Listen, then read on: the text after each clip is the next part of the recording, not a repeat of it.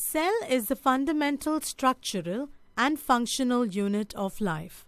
The structure and functions of all living things occur at the cellular level. A cell contains a number of organelles. Cellular organization is the lowest level of organization. The organelles present within the cells carry out respiration, digestion, excretion, and many other life processes. While in multicellular organisms, different cells carry out different life processes. In unicellular organisms, all life processes take place in a single cell. Cells that perform similar function when grouped together form tissue. Tissue-level organization occurs when the organization at the cellular level falls short of carrying out life processes. Tissue-level organization is observed in living things like moss, algae, and hydra. Different tissues come together to form an organ.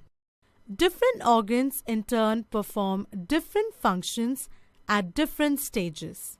In organ-level organization, life processes in living things are carried out by organs.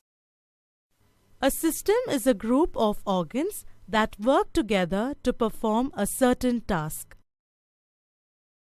Several organs function together as a group in order to perform life processes like respiration, digestion, excretion, and reproduction.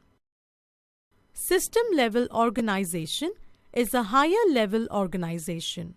It is observed in all vertebrate animals and seed-bearing plants.